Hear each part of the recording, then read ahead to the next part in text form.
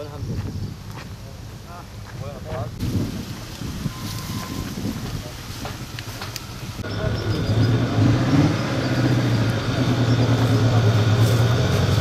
الخميس، قائد فريق الاستجابة الأولية في مجلس الرقة المدني. طبعا تشكل فريق الاستجابة منذ تحرير الرقة من قبل القوات العسكرية. بلش مشروعنا 9/1/2018. جينا لقينا مقابر كثيرة ولقينا ناس كثيرين. استطاع فريق الاستجابة من اكتشاف أكثر من 29 مقبرة جماعية. اليوم جاء يتم العمل على المقبرة رقم 25. المقابر الجماعية تعود لعدة أشياء، منها المقابر الجماعية اللي تخص المسلحين، أيضا مقابر تخص أدامات ميدانية، أيضا مقابر تعود لأطفال ونساء، وأيضا مقابر تعود لسجناء، وأيضا لصحفيين.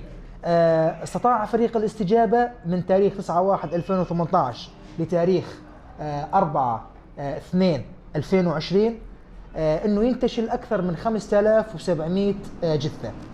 طبعا نحن فريق الاستجابه عندنا طبيب مختص، اخذنا اكثر من 2000 عينه، عندنا غرفه خاصه بالعينات، سجل المفقودين سجل كبير وهام.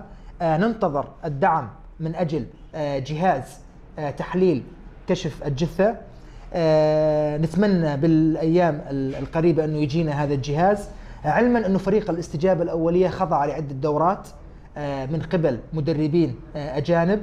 الدورات كانت على 3 مجموعات في دعم نفسي، وأيضا كيفية التعامل مع الجثة، وأيضا أخذ العينات بالطريقة الصحيحة.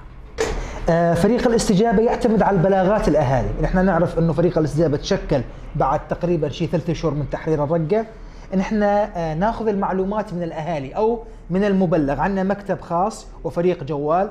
أكثر الأهالي قالوا بي صحفيين غربيين، جنسيات مختلفة، كل الدلائل تشير على أنهم بمقبرة المعسكر الطلائع تم إعدامهم يعني. فنحن حاليا ما قدرنا نكتشف ولا جثة أي شخص معروف. العدد هذا كله اكتشفنا أو عرفنا 700 شخص فقط من أصل 5700 جثة، لأنه أكثر الجثث ما لقينا معاها أي إثبات وأي معلومات. حتى يعني اللباس تقريبا شبه عرفنا بعض الناس على اللباس، يعني ما معاهم لا هوية ولا أي إثبات يدل على شخصيتهم. المشروع كانت الجثة نحن نعرفها حديثة، استطاع الأهالي التعرف. طبعا الجثث المعروفة اللي تحت الأبنية تم التعرف عليها قسم قليل، لكن جثث اللي كانت بالمقابر الجماعية كانت ما يوجد عندها أي إثبات، يعني الجثة عبارة تندفن بدون أي إثبات أو أي دليل. بالنسبة للجثث اللي معروفة 700 جثة تم التعرف عليها عن طريق لباس، عن طريق أسنان، عن طريق إثباتات شخصية، عن طريق لباس داخلي، عن طريق لباس نساء. أيضا كثير من الشغلات عن طريق الألبسة النسائية تم معرفة يعني عن طريق اللباس، وأيضا عن طريق خواتم أو عن طريق أي شيء كان يدل على هذه الشخصية.